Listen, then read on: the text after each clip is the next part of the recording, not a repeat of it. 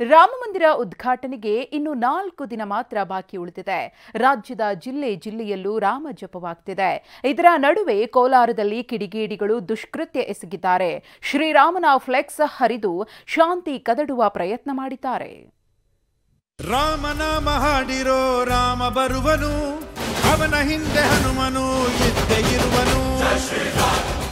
ದೇಶದೆಲ್ಲೆಡೆ ರಾಮನ ಹಬ್ಬ, ನಾಡಿನೆಲ್ಲೆಡೆ ರಾಮೋತ್ಸವ, ಮನೆ ಮನೆಯಲ್ಲೂ ಶ್ರೀರಾಮ ಸ್ಮರಣೆ. ಹೀಗೆ ಇಡೀ ದೇಶವೇ ಮರ್ಯಾದಾ ಪುರುಷೋತ್ತಮನ ಜಪ ಮಾಡ್ತಿದೆ.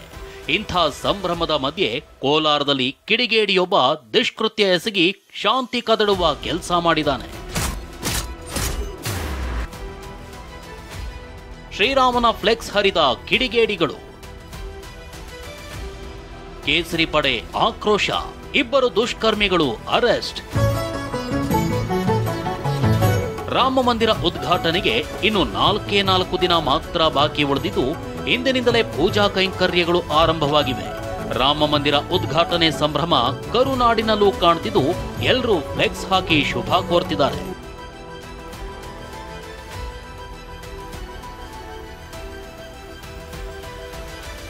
ಕೋಲಾರ ಜಿಲ್ಲೆ ಮುಳುಬಾಗಿಲಿನಲ್ಲೂ ಶ್ರೀರಾಮ ಮಂದಿರ ಉದ್ಘಾಟನೆ ಹಾಗೂ ಸಂಕ್ರಾಂತಿ ಸಂಬಂಧ ಶುಭ ಕೋರಿ ಫ್ಲೆಕ್ಸ್ ಅಳವಡಿಸಲಾಗಿತ್ತು.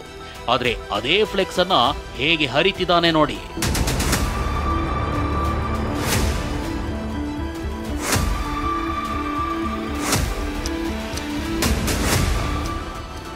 ರಾತ್ರಿ 10:40 ಹೊತ್ತು ಫ್ಲೆಕ್ಸ್ಗಳಿಗೆ ಚಾಕು. ಮುಳುಬಾಗಿಲಿನಲ್ಲಿ ಕಲ್ಲಂಗಡಿ ಹಣ್ಣಿನ ವ್ಯಾಪಾರ ಮಾಡ್ತಿರೋ ಜಾಹೀರ್ ಎಂಬಾತನೇ ಈ ಕೃತ್ಯ ಎಸಗಿದಾನಂತೆ. ರಾತ್ರಿ 10:40 ಸುಮಾರಿಗೆ ಕಳ್ಳಬೆಕ್ಕಿನಂತೆ ಬಂದ ದುಷ್ಕರ್ಮಿ ಕೈಯಲ್ಲಿದ್ದ ಚಾಕುವಿನಿಂದ ಫ್ಲೆಕ್ಸ್ ಹರಿದಿದ್ದ. ಮುಂದೆ ಹೋದವನು ಮತ್ತೆ ವಾಪಸ್ ಆಗಿ ಇನ್ನೊಮ್ಮೆ ಚಾಕು ಹಾಕಿ ಅಲ್ಲಿಂದ ಕಾಲ್ ಕಿತ್ತಿದ್ದ. ಇನ್ನೊಂದು ಸ್ಪಾಟ್ನಲ್ಲೂ ಇದೇ ರೀತಿ ಫ್ಲೆಕ್ಸ್ ಹರಿದು ಹಾಕಲಾಗಿದೆ. ವಿಠಲೇಶ್ವರ ಪಾಳ್ಯ ಮತ್ತು ಗುನುಗುಂಟೆ ಪಾಳ್ಯದಲ್ಲಿ ಹಾಕಲಾಗಿದ್ದ ಫ್ಲೆಕ್ಸ್ಗಳನ್ನು ಹರಿದಿದ್ದಾರೆ. ಬೆಳಗ್ಗೆ ವಿಷಯ ಗೊತ್ತಾಗ್ತಿದ್ದಂತೆ ಬಿಜೆಪಿ ಹಾಗೂ ಹಿಂದೂ ಸಂಘಟನೆ ಕಾರ್ಯಕರ್ತರು ಆಕ್ರೋಶಗೊಂಡಿದ್ರು. ಸ್ಥಳಕ್ಕಾಗಮಿಸಿದ ಸಂಸದ ಮುನಿಸ್ವಾಮಿ ಪ್ರತಿಭಟನೆ ಆರಂಭಿಸಿದ್ರು. ಆರೋಪಿಗಳ ಬಂಧನಕ್ಕೆ ಆಗ್ರಹಿಸಿದ್ರು.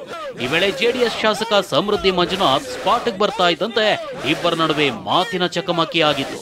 ಜೈ ಶ್ರೀರಾಮ್, ಜೈ ಶ್ರೀರಾಮ್, ಜೈ ಶ್ರೀರಾಮ್, ಜೈ ಶ್ರೀರಾಮ್, ಜೈ ಶ್ರೀರಾಮ್, ಜೈ ಶ್ರೀರಾಮ್, ಜೈ ಶ್ರೀರಾಮ್, ಜೈ ಶ್ರೀರಾಮ್. 22ನೇ ತಾರೀಕು ಹಬ್ಬವನ್ನ ಅದಗೆಡಿಸೋದು ಬೇಡ. ಇದು ಸಾಮಾಜಿಕತೆ ತಕ್ಕಂಥ ನಮ್ಮ ಧಾರ್ಮಿಕ ಹಬ್ಬ.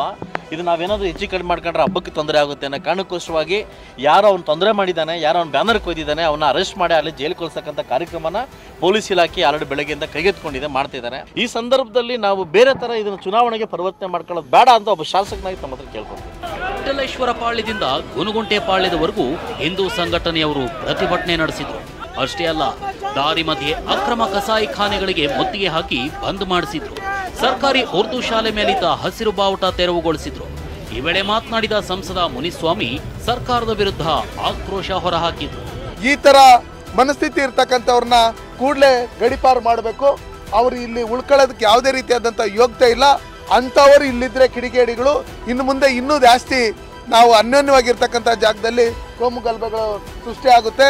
ಅದಕ್ಕೋಸ್ಕರ ಅದಕ್ಕೆ ಯಾವುದೇ ಕಾರಣಕ್ಕೂ ಆಸ್ಪದ ಮಾಡಿಕೊಡ್ದು. ಬಿಜೆಪಿ ಹೋರಾಟ ಜೋರಾಗ್ತಿದ್ದಂತೆ ಜಾಹೀರ್ ಹಾಗೂ ಮತ್ತೊಬ್ಬ ಆರೋಪಿಯನ್ನ ಅರೆಸ್ಟ್ ಮಾಡಲಾಗಿದೆ. ಹರಿದಿದ್ದ ಫ್ಲೆಕ್ಸ್ ತೆರವುಗೊಳಿಸಿ ಹೊಸ ಫ್ಲೆಕ್ಸ್ ಅಳವಡಿಸಲಾಗಿದೆ. ಹೊಸ ಫ್ಲೆಕ್ಸ್ ಹಾಕ್ತಿದ್ದಂತೆ ಬಿಜೆಪಿ ಕಾರ್ಯಕರ್ತರು ಪಟಾಕಿ ಸಿಡಿಸಿ ಸಂಭ್ರಮಿಸಿದ್ರು.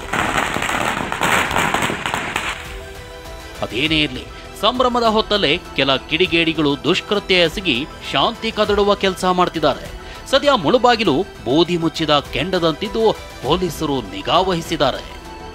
ರಾಜೇಂದ್ರ ಸಿಂಹ, TV9, ಕೋಲಾರ.